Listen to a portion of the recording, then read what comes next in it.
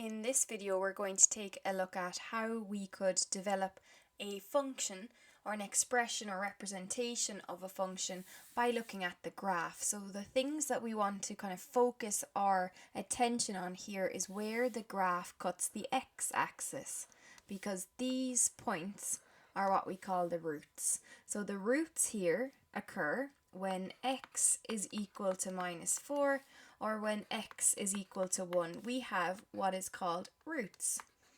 When we are at the roots then and we want to work towards having a function or an expression or representation that represents that function that we're looking at here, we need to convert those roots to factors. And it's just working backwards from what we would usually do for quadratics.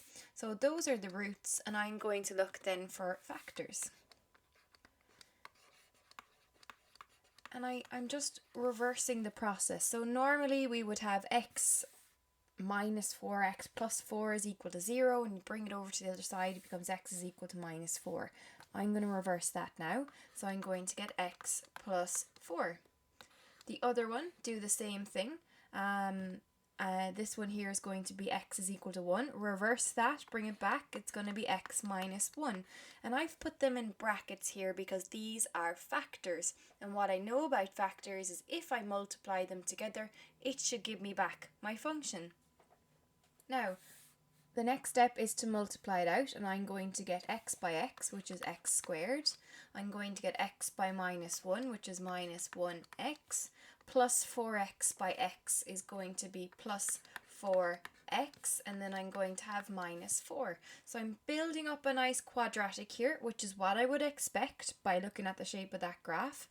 And then if I do this out, then I'm going to have simplified will be x squared minus 1x plus 4x is going to give me positive 3x minus 4. Now if I look at that, this graph here tells me that the intercept, the y-intercept, where that graph cuts the y-axis is -8. And if I look at what the expression or representation that I've come up with tells me the intercept should be, it's only -4. So there's a bit of a mismatch in the function that I've produced and the graphical representation.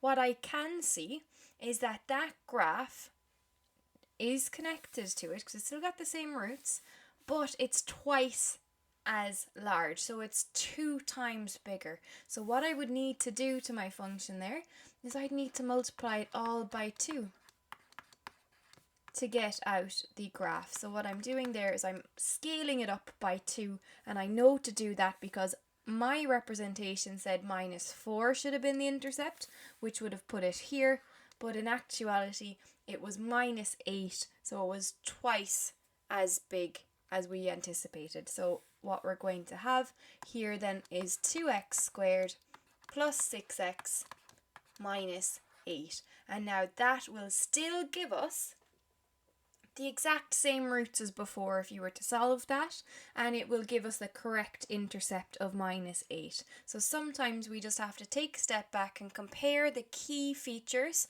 the roots and the intercepts, and if you can, maximum and minimum points, and see, does that align with what they've told me? And sometimes what you can do is even pick a point on the graph and substitute it back in. And if you've gotten the correct function, then that point will satisfy your algebraic representation as well as visually be sitting on the graph. So just make sure that if it's a function, that you've written it as a function. F of x is equal to, and in this case we have 2x squared plus 6x minus 8.